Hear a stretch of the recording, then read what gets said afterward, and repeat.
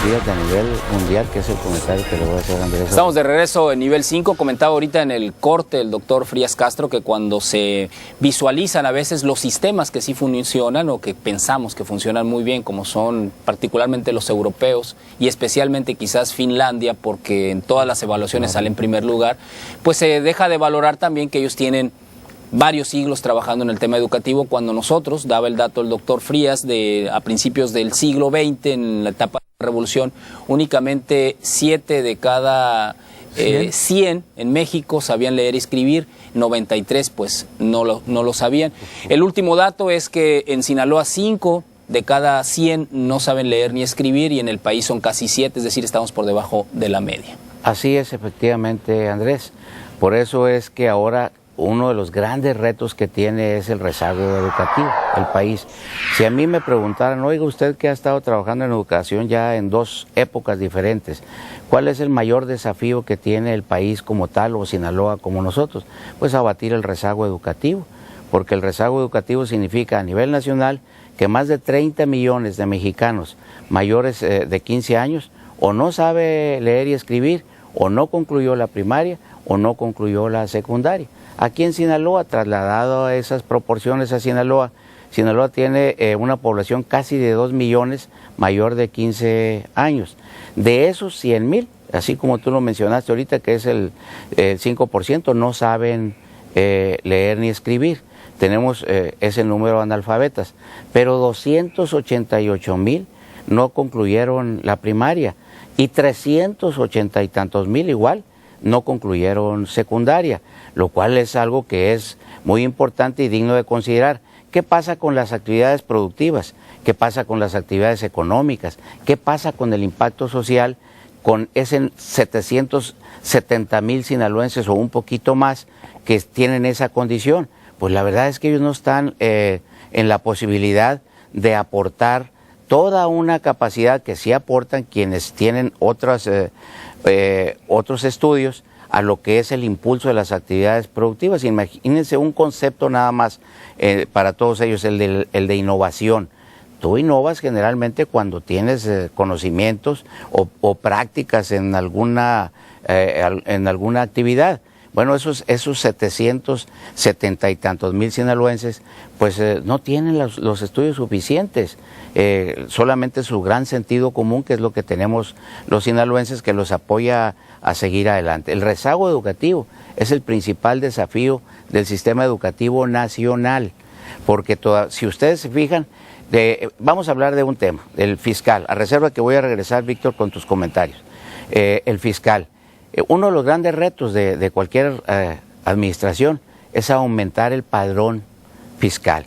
Es decir, cuántos sinaloenses o cuántos mexicanos o cuántos ciudadanos pagamos impuestos. Pues es obvio que la economía, y cuando leemos que por qué crece la economía informal, ¿quién creen ustedes que está detrás de la economía informal? Pues todo lo que es el rezago educativo. Son los que no tienen la preparación para fundar empresas, son los que no tienen la preparación para impulsar la micro o la mediana empresa, en gran medida, ¿no? Ahora ya prácticamente se ha extendido esto, pero fundamentalmente son ellos. Por eso tenemos todo el montonal de vendedores ambulantes que tenemos. Entonces el gran desafío es ese. Ahora trasládenlo a materia electoral. A materia electoral, ¿por qué se compran votos todavía? Es decir, ¿por qué se dice en la Vox Populi, sin que sea literal, pues, que se influye con la entrega de esto, con la entrega del otro? Pues porque lo mismo, porque son gente que no tiene la preparación suficiente para entender que eso es momentáneo, que eso es de unos días, que le ayuda a satisfacer una necesidad de momento y no la de su vida. Es decir, todavía en materia electoral no se analizan las propuestas de fondo, las que tienen que ver con los cambios económicos, con los cambios sociales, con las medidas de gran alcance que las llamamos así. Por eso creo que el rezago educativo es el principal desafío que tiene México. Y en la educación, 30 millones de mexicanos. Uno de los principales desafíos en la educación es el problema del sindicato. Es decir, el control absoluto que tiene el sindicato en la estructura que administra la educación en este país y en los estados. Sencillamente, en el caso de Sinaloa, además de la parte de sindicato, tenemos dos sistemas, doctor, un federal y un estatal. Duplicidad de estructuras, o sea, duplicidad de cargos, un gasto muy alto para administrar algo que se podría hacer con un solo aparato que estuviera bajo el control del gobierno, que tiene la responsabilidad, y no del sindicato, que es el que decide quién va a tal posición, quién va a la otra posición. Yo me pregunto, y lo hemos comentado aquí, de su experiencia no dudamos, conocemos su trayectoria, y yo creo que uno de los pocos aciertos que tuvo el gobernador Mario López Valdés a la hora de armar su gabinete es designar a Francisco Frías en educación, y esa es la verdad. ¿Por qué? Por la experiencia que tiene política, y aún así me parece que el sindicato sigue teniendo el control total. Ha habido gobernadores que nombran incluso a líderes sindicales al frente de la Secretaría de Educación Pública. Sí, tiene demasiada influencia en el sistema en su conjunto, total. No solo en lo que se decía hace un momento, en la organización de los trabajadores, en este caso de la educación, sino en todo el sistema. Total, es un control absoluto. Enraizado. Lo que tiene el sindicato es pero control absoluto. además, Víctor y Andrés, y lo decía también el doctor Frías, esa ha sido una situación que ha convenido a muchos políticos, es decir, ese contubernio que se ha dado ha sido brutal. Sí, claro. Y se ha dado en Sinaloa, y se ha dado a nivel país, pues ya lo sabemos. Con el PRI, con el PAN, ¿no? Sí, ahora que el otro también dice, bueno, te doy poder, pero tú me das a mí lo que quiero. Hay ahí como un juego de cuestiones. Y lo que decía el doctor, sabemos que en Latinoamérica o en países donde la educación es de muy bajo nivel, también esa es precisamente esa es la materia de las democracias que todavía no alcanzan a despegar, como es la mexicana. Y entonces, si se le puede pedir a una persona el voto a partir de que se le regala una canasta o una torta, pues ahí venimos con el problema de la falta de educación. Pero ¿a quién conviene también ese tipo de situaciones? Conviene a ciertos grupos de control, no diré que a todos. Y es un asunto donde yo creo que no es solo el sindicato, sino quienes junto con él en contubernio pues han estado dándole ese poder, que es un poder compartido finalmente, ¿no? Sí. Hablando de las tienditas que están dentro de las escuelas, no las puedes tocar y es un negocio redondo, y tenemos el problema de la obesidad infantil.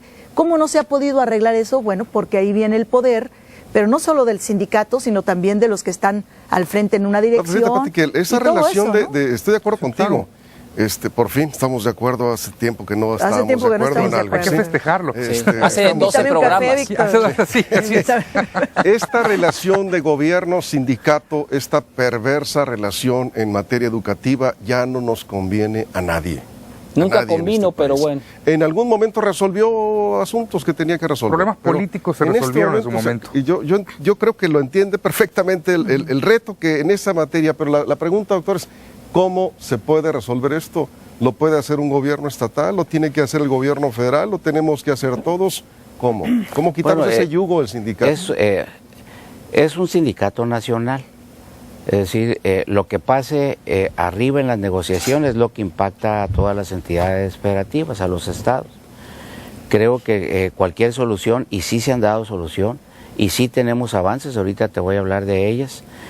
Sí hay cambios de actitudes, quizás no lo que espera una ciudadanía demandante, exigente, pero sí tenemos avances, se tienen que dar a partir de los acuerdos entre el Sindicato Nacional y su dirigencia y el gobierno federal.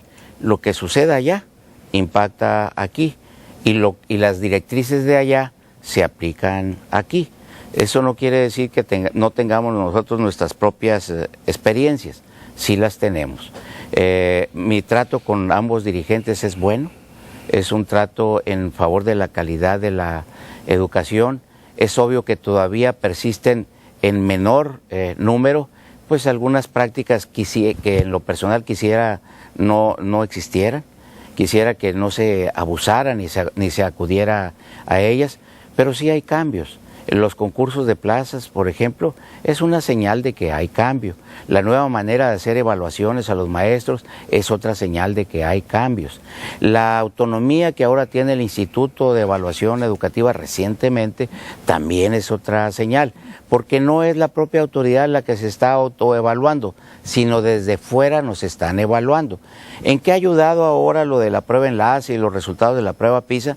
Pues que son otros las gentes que nos están haciendo las evaluaciones, y es obvio que se están socializando los resultados. Ahora cualquier padre de familia puede entrar a la página de la Secretaría, de nosotros y de la Federal, y saber cómo le fue a su niño en la prueba enlace.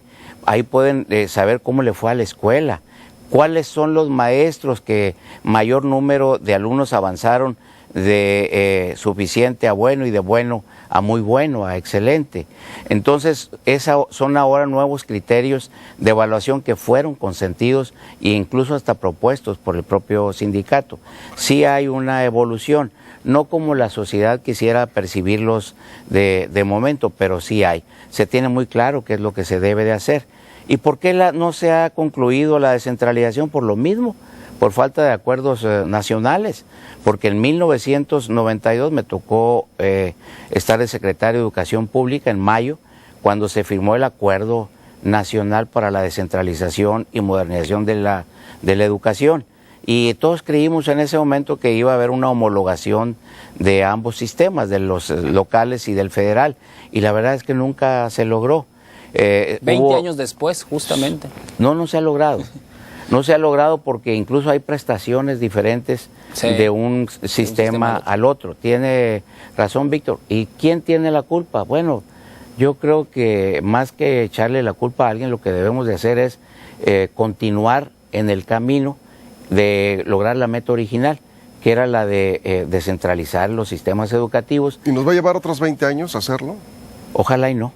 Todo depende de la voluntad política de los gobernantes y de la voluntad política también de la representación magisterial, que al menos se ha exteriorizado y expresado en las últimas acciones que se han convenido con el gobierno. Vamos a ir a una pausa justamente en este momento, vamos a rezar en nivel 5 con este tema que me parece que ha quedado trunco, es la influencia que tiene el sindicato en el sistema educativo. Pausa.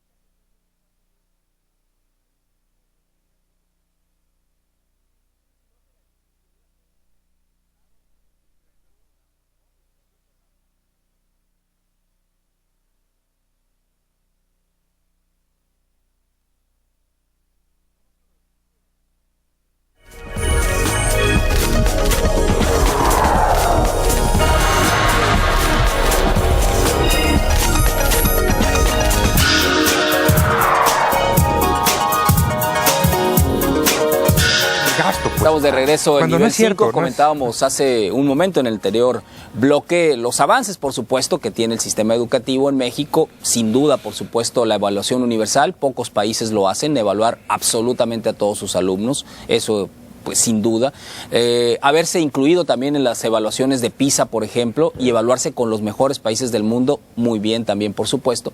Lo malo llega cuando sí se evalúa a los maestros, por ejemplo, y se les hace examen. La cosa es que si reprueban, pues no se les puede hacer nada por el sindicato. No hay la necesidad de que entren en un programa intensivo cuando no tienen todas las herramientas para poder dar clases y estar frente a un grupo. Y a mí me parece también que los padres de familia, la participación ciudadana aquí es fundamental. Yo noto en el trabajo diario de los noticiarios, Víctor, seguramente que durante muchos años manejaste temas de denuncia en otros programas, todavía en el actual, por supuesto, vemos que los padres de familia se preocupan por el tema educativo. Cuando falta un maestro, llaman a los medios porque ya no les hizo caso la directora, ya no les hizo caso el inspector, ya no les hizo caso la Secretaría de Educación, ya no les hizo caso nadie. No, pero y pasan semanas y a veces hasta meses exacto. en las que no hay un maestro en Eso una es lo que escuela. te iba a decir. ¿Por qué tanto tiempo? ¿Por qué tanto tiempo? Explicaba... Pues porque el sindicato. El sindicato, Claro, exactamente, claro. no lo permite, no les avisa siquiera a la Secretaría de Educación Pública que un maestro ya no va a ir. Entonces, es ahí donde dices tú, bueno, sí, que muy bien, la prueba enlace, muy bien poder checar en internet con un código cómo va mi hijo, etcétera, cómo va la escuela, cómo va el Estado, etcétera, incluso. Pero, ¿y lo otro? ¿Por qué no premiar a los profesores que tienen muy buenos resultados en la prueba enlace, por ejemplo? Porque un maestro a mí me parece que hace la gran diferencia en un salón de clases. Pero cuando el sistema no funciona, no vamos a estar esperando los garbanzos de a libra. Víctor, sí sufren mucho los maestros en algunos casos. Yo he tenido mucho contacto con maestros que están iniciando a dar clases y que llegan con muchas ganas. Yo sí creo en el maestro idealista también. Claro que hay muchos muy flojos y todo aquello, pero sigo creyendo que son los menos porque conozco muchos maestros con los cuales he interactuado, incluso en un salón de clases, ellos como alumnos, y lo que me platican de verdad es para entender que pasan también por una situación difícil. ¿Cuántos maestros, doctor, igual quizás no le han llegado con la historia, pero se han visto amenazados por un padre de dudosa calidad moral y actividad económica y amenazan para que pasen a los muchachos? Claro. No ha sido uno, han sido muchos casos donde los maestros tienen que, pues ahora sí que aguantarse.